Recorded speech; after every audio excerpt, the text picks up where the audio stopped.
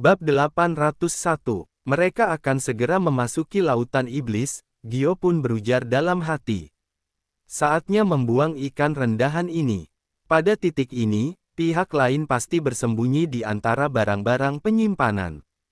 Gio sudah bertanya sebelumnya bahwa di dalamnya hanya ada beberapa alat, tidak akan ada orang yang datang ke sini selama beberapa bulan. Begitu pintu didorong, aroma tidak sedap pun tercium. Di dalam terdapat bau jamur yang tercampur dengan bau darah. Hari hampir gelap, ditambah hari ini juga hujan dan mendung. Laut yang luas ini tampak gelap gulita, sehingga ruangan dasar ini juga tidak ada cahaya sedikit pun. Selain suara ombak yang memukul badan kapal, ruangan ini begitu sunyi hingga mencekam. Gio berjalan maju selangkah demi selangkah. Indra keenamnya memberitahunya bahwa saat ini orang itu berada di ruangan ini. Bagaikan ular berbisa yang menggeliat di tempat gelap, hanya menunggu saat yang tepat untuk muncul dan menggigitnya dengan keras. Hari makin gelap dan angin laut mulai bertiup. Pintu dan jendela tertutup rapat, entah angin dari mana yang membuat perasaan Selena begitu gelisah.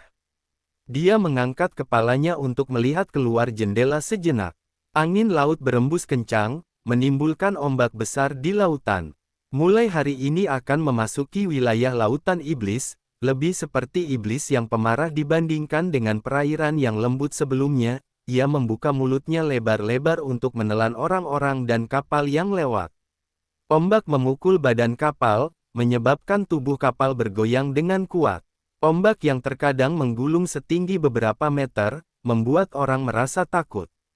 Lautan ini berwarna gelap, terlihat makin suram tanpa adanya sinar matahari. Lautan iblis, benar saja seperti namanya.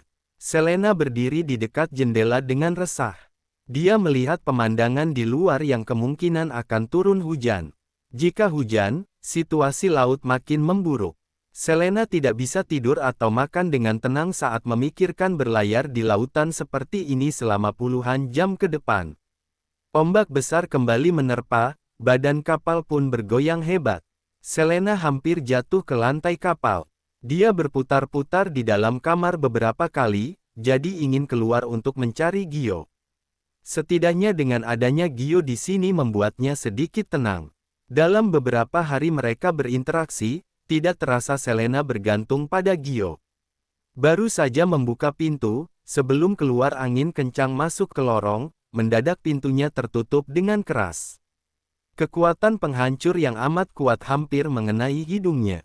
Suara awak kapal terdengar dari angin, "Nona, tetaplah di dalam kamar." Saat ini angin kencang dan ombak besar, badan kapal mudah terombang-ambing. Entah kemana perginya Gio, jantung Selena berdetak dengan cepat.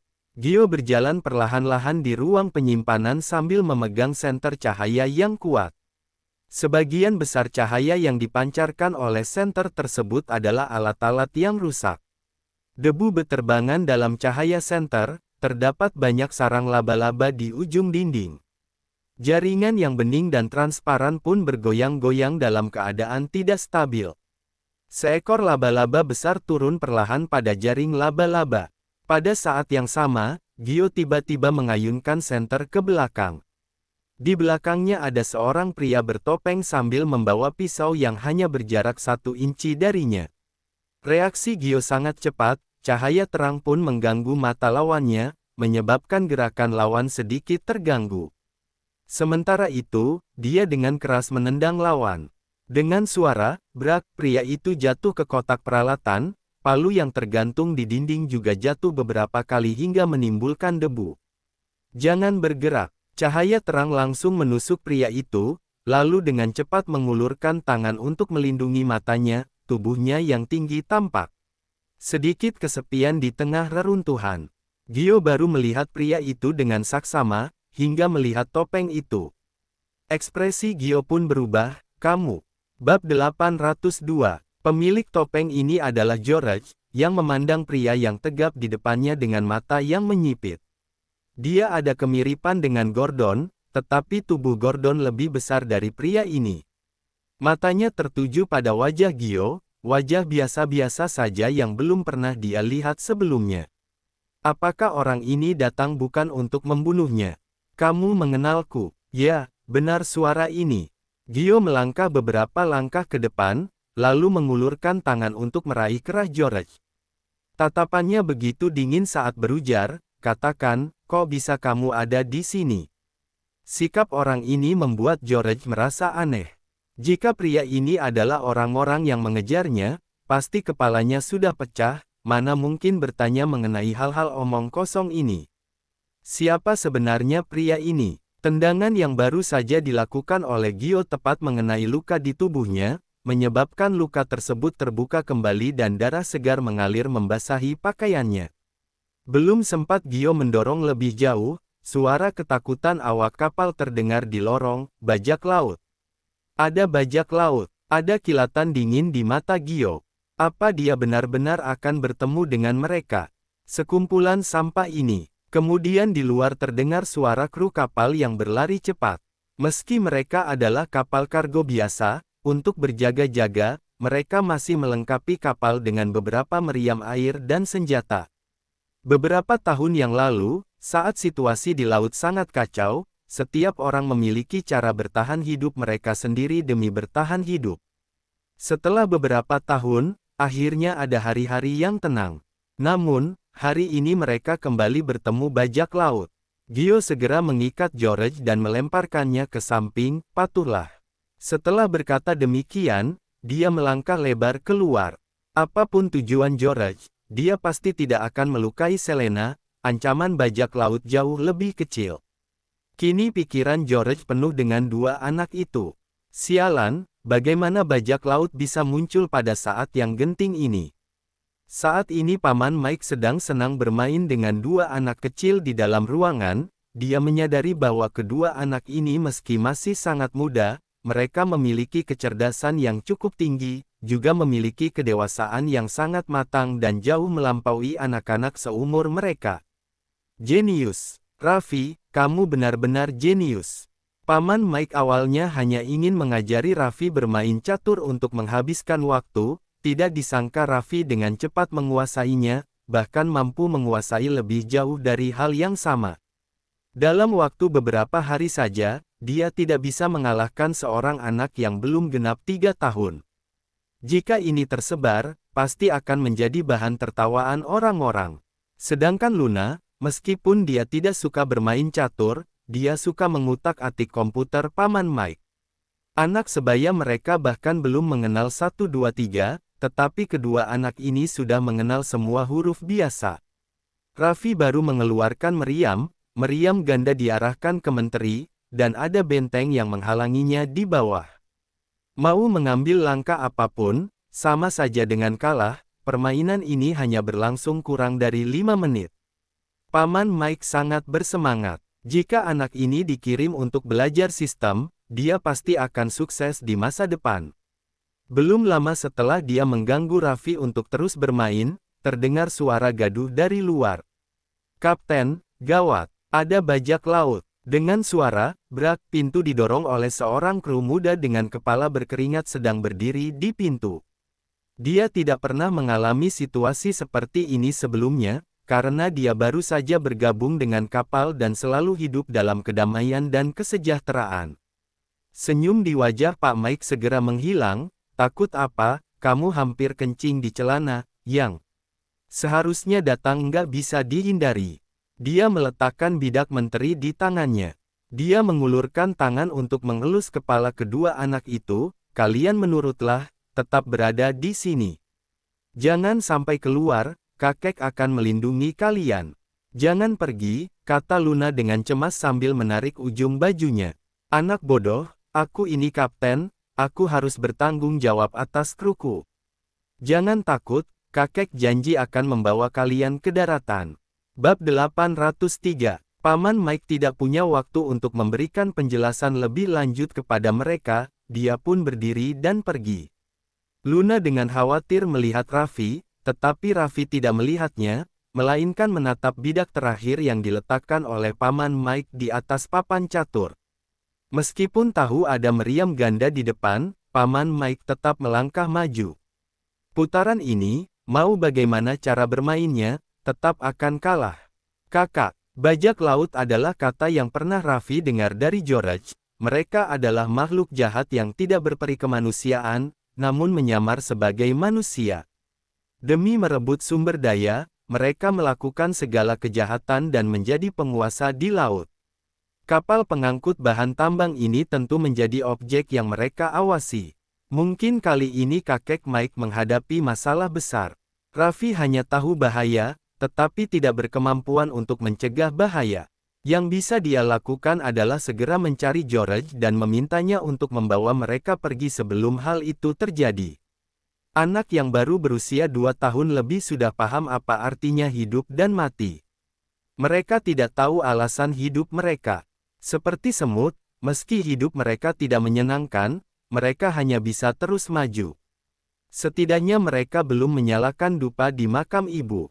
Ayo, Raffi menggandeng tangan Luna. Sebelum pergi dia juga mengambil selembar taplak meja untuk membawa kue dan makanan ringan yang belum selesai dimakan.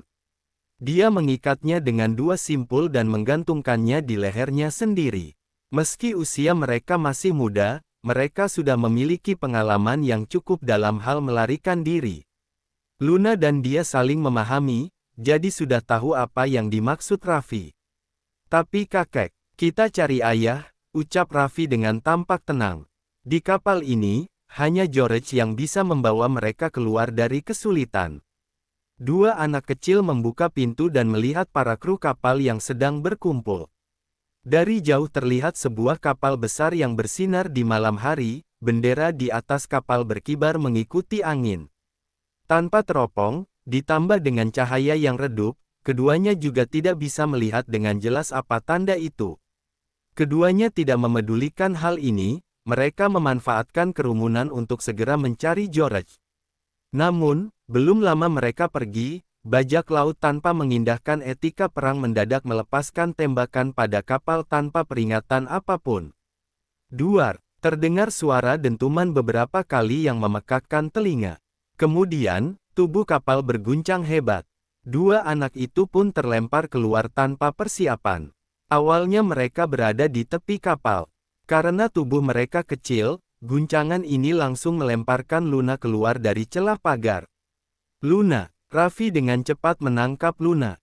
Seluruh tubuh Luna menggantung di luar. Angin laut malam berembus kencang, laut terlihat bagaikan monster raksasa yang membuka mulutnya lebar-lebar dan siap menelan makanan lezat kapan saja. Luna sangat ketakutan hingga dia menangis. Dia belum pernah mengalami hal semacam ini. Tangan satunya menggenggam pagar dan tangan lainnya menggenggam tangan kakaknya. Namun, kakaknya juga baru berusia 2 tahun lebih, mana bisa bertahan lama. Selamatkan adikku, Raffi berteriak minta tolong, tetapi saat ini situasinya sangat kacau dan tidak ada yang bisa mendengar suaranya. Ayah, kamu di mana? Aku benaran nggak bisa bertahan lagi. Dia sendiri hanya seorang anak kecil, tubuhnya sedari tadi sudah mencapai batasnya. Namun, dia tahu dengan pasti bahwa jika dia melepaskan tangannya, dia tidak akan pernah bertemu dengan adik perempuannya lagi seumur hidup. Sejak dia punya kesadaran, ayahnya pernah mengatakan bahwa satu-satunya keluarganya di dunia ini adalah adik perempuannya, jadi dia harus menjaga adiknya dengan baik. Dia berusaha mati-matian untuk menyelamatkan adiknya, tetapi kekuatannya seperti tangan belalang di depan mobil, tidak berdampak apapun. Dia hanya bisa melihat jari adiknya perlahan-lahan terlepas dari tangannya. Ibu, kalau kamu ada di surga, tolong selamatkan adikku, bisa. Aku sudah kehilanganmu, aku nggak mau kehilangan dia juga. Dia menggertakkan gigi, kedua tangannya memegang gadis kecil itu dan kedua kakinya terjepit kuat di tepi pagar. Dia menggunakan seluruh tenaganya untuk melindungi adik perempuannya. Bab 804. Selena melihat jam tangannya, biasanya pada jam ini Gio akan membawakan buah-buahan untuknya, tetapi hari ini Gio pergi kemana? Di bawah cahaya lampu kuning yang redup, dia melihat tetesan air hujan yang menghantam kaca. Sudah turun hujan. Dia benci cuaca seperti ini, dia tidak merasa mengantuk sama sekali saat berbaring di tempat tidur, jadi dia memakai earphone untuk menjernihkan pikirannya. Entah sudah berapa lama tubuhnya yang terguncang hebat membuatnya mendadak membuka matanya. Terjadi masalah. Jangan-jangan bajak laut datang. Selena segera melepas earphone-nya setelah mendengar suara gaduh di luar. Sepertinya benar-benar terjadi masalah. Selena sangat berhati-hati, dia tidak tahu apa yang terjadi di luar pintu dan tidak berani bergerak sembarangan, dia menunggu dengan tenang kabar dari Gio.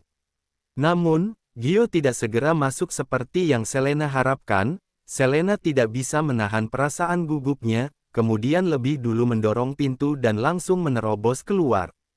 Pandangannya bukanlah kapal yang terbakar, tetapi tertarik oleh suara anak kecil. Tolong, ini suara anak yang sangat kecil. Dari mana asal suara ini? Mendadak sikap keibuan Selena meluap. Dia tidak peduli anak itu dari keluarga mana, entah jebakan atau tidak, dia berlari cepat ke depan. Dari sudut, dia melihat seorang anak laki-laki yang sedang memegang tangan kecil dengan erat, sedangkan di luar pagar ada seorang anak perempuan yang tergantung di udara. Astaga, Selena nekat berlari menuju anak-anak tanpa memedulikan keselamatan dirinya sendiri. Pada saat ini, Raffi telah menghabiskan semua tenaganya, hanya saja tetap tidak dapat menahan Luna. Dia hanya bisa menatap tangan kecil Luna yang terus tergelincir dari telapak tangannya dengan mata berkaca-kaca.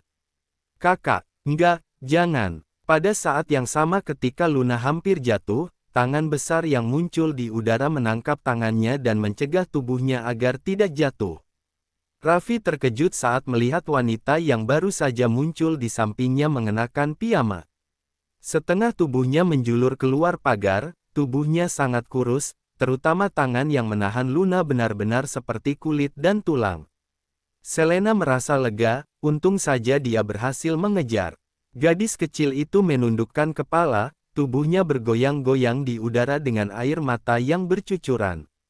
Selena dengan lembut menenangkan, "Jangan takut, aku akan segera menarikmu." Mendengar suara wanita itu, si gadis kecil yang sebelumnya berpikir akan mati, perlahan-lahan mengangkat kepalanya. Dalam sekejap kedua mata saling bertemu, seketika tatapan mereka menjadi bodoh. Luna melihat wanita yang menariknya, wajahnya persis seperti foto ibu yang diperlihatkan oleh George kepada mereka. Meskipun wanita ini terlihat lebih lemah dan kurus daripada di foto, fitur wajahnya, mata dan alisnya jelas adalah ibu. Luna merasa seperti sedang bermimpi. Apa dirinya sudah mati? Itu sebabnya bisa bertemu dengan ibu. Selena juga terpaku saat melihat alis gadis kecil itu. Bagaimana mungkin wajah anak ini begitu mirip dengan Harvey? Benar-benar cetakan dari Harvey. Mau tak mau dia berpikir dalam hati. Jika anaknya masih hidup, pasti seumuran dengan anak ini. Terkejut memang terkejut, tetapi Selena tahu yang paling penting sekarang adalah menyelamatkan anak ini. Tangan kirinya menarik si kecil, tangan ini yang pernah terluka di masa lalu. Meski sudah pulih, dia tetap saja tidak bisa sepenuhnya seperti orang normal, dia tidak bisa mengumpulkan tenaga pada tangannya. Tepat saat dia akan menarik anak ini dengan tangan kanan, tiba-tiba peluru tepat menghantam. Duar, kapal pun kembali bergoyang kuat. Di tengah cahaya api yang membara, Selena tidak berhasil menangkap tangan anak itu. Tubuh gadis kecil itu pun jatuh ke laut. Sebelum jatuh, Selena mendengar suara, "Ibu." Kata sederhana itu justru menggelegar di telinga. Bab 805. Melihat si kecil jatuh ke laut, seluruh darah Selena membeku. Kenapa bisa begini? Padahal Selena hampir menyelamatkan gadis kecil itu, kenapa Tuhan begitu kejam padanya? Tepat pada saat ini, seorang anak laki-laki di sebelahnya berteriak dengan keras, "Adik." Selena menundukkan kepala, kemudian melihat wajah yang sangat mirip dengannya, seketika Selena langsung meledak. Sebuah pikiran muncul di kepalanya, dia tidak perlu repot-repot untuk memverifikasinya. Saat pikiran itu muncul di benaknya, Selena sudah tidak bisa mengendalikan dirinya lagi dan langsung melompati pagar. Kepalanya penuh dengan gambaran yang dilihatnya 3 tahun yang lalu saat dia hamil. Di dalam perutnya ada sepasang bayi kembar yang manis. Gadis itu terlihat seperti Harvey, sangat ceria, aktif, dan suka tertawa. Sedangkan ciri-ciri wajah anak laki-laki ini sedikit mirip dengannya dan memiliki kepribadian yang menyenangkan. Jangan-jangan anak kembar ini adalah anaknya. Selena belum sempat merasakan kegembiraan bertemu dengan keluarganya, dalam hitungan detik dia sudah terjebak dalam kesedihan setelah bertemu kembali.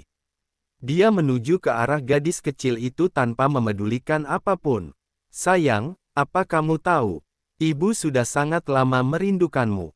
Kamu harus tetap selamat." Suara duar-duar terdengar dari belakang di perahu yang berisik itu seperti batu kecil yang dilempar ke dalam air yang tanpa riak. Gio langsung berlari ke kamar Selena setelah kejadian tersebut. Di dalam ruangan tertiup angin kencang tanpa adanya bayangan seseorang. Apakah terjadi sesuatu pada Selena? Raut wajah Gio berubah drastis. Begitu keluar pintu, dia langsung mendengar teriakan ketakutan anak di tikungan. Dia sibuk berlari menuju suara itu, lalu melihat seorang anak laki-laki kecil duduk di lantai kapal dengan entah benda apa yang tergantung di lehernya. "Apa yang terjadi?" Wajah Raffi penuh dengan air mata, ucapannya terbata-bata saat menjawab, "Adik, Bibi, laut." Gio mengerti, tetapi seperti tidak mengerti, dia pun langsung bertanya lagi, "Kamu lihat seorang bibi yang tinggi, sangat kurus dan putih, rambutnya hanya sedikit." Anak laki-laki itu mengangguk kuat-kuat, lalu menunjuk ke laut, "Jatuh. Jatuh. Adik jatuh." "Kamu bilang adikmu jatuh ke laut, lalu bibi itu juga ikut melompat ke sana." Ya, Gio benar-benar hampir gila. Entah seberapa kacau situasinya sekarang, bahkan jika tubuh Selena sedikit membaik, bagaimana mungkin Selena seenaknya melompat ke laut untuk menyelamatkan orang? Selena ini, padahal sulit menjaga diri sendiri, tetapi bersikeras membantu orang lain. Gio pun tanpa ragu langsung melompat. Setelah menjalani kemoterapi, tubuh Selena tidak pernah pulih seperti sebelumnya, dia sangat rapuh seperti boneka porselen. Baru terjun ke air, dia merasakan dingin menusuk tulang. Sumsum tulang, belakangnya yang biasanya lebih dingin daripada orang normal, tubuhnya gemetar hebat saat menyentuh air laut. Dalam detik berikutnya, dia bisa saja kram atau pingsan kapan saja dan di mana saja. Namun, dia tahu dirinya tidak boleh takut, putrinya masih begitu kecil. Jika dia menyerah, dia tidak akan pernah bertemu putrinya lagi dalam hidup ini. Susah payah dia baru bisa menemukan bayinya, bagaimana bisa semudah itu kehilangannya. Namun, dia tidak memiliki alat penerangan apapun di tangannya. Di dalam laut sangat gelap gulita, sama sekali tidak bisa melihat anaknya. Selena hampir menangis, kenapa Tuhan selalu suka bercanda dengannya seperti ini? Dia sudah kehilangan banyak hal dalam hidupnya, kenapa dia harus menghadapi penderitaan seperti ini? Dia lebih suka menanggung semuanya sendiri daripada membiarkan putrinya menempuh jalan ini di usia yang masih sangat muda. Putrinya pasti sangat takut sekarang, laut begitu gelap dan dingin. "Jangan takut, sayang, ibu pasti akan menyelamatkanmu." Entah apakah karena Tuhan mendengar doanya, Selena benar-benar berhasil menangkap lengan anak itu di dalam air laut yang kacau dan deras. Ketika dia memeluk anaknya ke atas, dia menangis di laut yang luas. "Sayang, akhirnya aku menemukanmu." Bab 806. Gadis kecil itu sudah menelan beberapa teguk air laut, selain itu sudah dalam keadaan sangat ketakutan, tubuhnya gemetar dengan tidak terkendali. "Jangan takut, ibu datang menyelamatkanmu." Selena ingin menenangkan emosi si gadis kecil. Bagaimanapun, gadis ini masih sangat muda, ditambah situasinya kacau dan berisik. Kapal bajak laut makin mendekat dan Paman Mike sudah memerintahkan orang untuk menembakkan meriam air sebagai serangan balik terhadap kapal bajak laut. Nyawa gadis kecil ini tergantung pada seutas benang, dia sangat ketakutan, jadi bergerak dengan gila. Selena mengangkatnya ke permukaan air dengan segenap tenaganya, tetapi si kecil terus bergerak, dan membuatnya jadi mulai lelah dan kekuatannya menurun dengan cepat. Ombaknya besar, Selena sudah minum beberapa teguk air laut. Dia masih berusaha keras mengangkat anak itu, takut si kecil tersedak. Namun, dia merasa kekuatannya seperti diambil orang, membuat tubuhnya melemah. Selena merasa ini gawat. Jika terus seperti ini, dia dan anaknya akan mati. Pada saat ini, dia membenci dirinya sendiri karena tidak memiliki tubuh yang sehat, bahkan dia tidak mampu menyelamatkan buah hatinya. Hujan deras jatuh tanpa ampun dari langit yang memukuli wajahnya, tubuhnya mengapung-apung di laut sambil memeluk anaknya. Dia membenci kekejaman takdir dan dirinya yang tidak berdaya. Susah payah dia akhirnya menemukan anak kembarnya. Kenapa harus pada saat seperti ini? Juga terjadi pada situasi semacam ini. Dia yang awalnya bertekad, perlahan mulai berubah pikiran, bahkan jika dia berhasil selamat dari bencana, apa yang bisa dia lakukan? Bajak laut pasti sudah mengincar mereka. Naik atau tidak naik kapal, sama-sama akan mati. Selena memeluk buah hatinya erat-erat, tenaganya sudah habis, dengan cahaya api, dia dengan lembut menatap anaknya. Sayang, syukurlah. Ibu akhirnya bisa bertemu denganmu. Maaf, baru bertemu sudah harus berpisah lagi. Dia sedikit mengendurkan tubuhnya, lalu mencium lembut dahi anaknya. Sayang, ibu sangat mencintaimu. Jangan takut, baik hidup atau mati, ibu akan selalu bersamamu. Dia sudah siap untuk mati, memeluk anaknya perlahan-lahan dan tenggelam ke dalam air laut. Tiba-tiba, terdengar suara teriakan pria dari langit, "Nona!" Air sudah menutupi tenggorokannya hingga hampir mencapai dagu. Selena mengangkat kepalanya dan melihat sosok tinggi besar melompat langsung ke laut yang terbakar. Sedangkan di belakang kapal bajak laut, dia seperti melihat dua kapal raksasa yang lebih besar, yaitu kapal perang. Dan itu adalah kapal perang negara Arama. Dalam adegan yang sama, hal ini membuat Selena teringat pertemuannya di laut dengan Harvey. Saat Selena masih melamun, pria itu sudah jatuh ke dalam air, tubuhnya yang kuat mengangkat dia dan anaknya keluar dari permukaan air. "Kamu baik-baik saja." Sebenarnya dia tidak bisa mendengar suaranya dengan jelas di tengah suara tembakan. Air mata mulai mengalir dari mata Selena, dia selamat. Akhirnya kamu datang. Kedua mata Selena menghitam, dia sepenuhnya tak sadarkan diri di pelukan pria itu.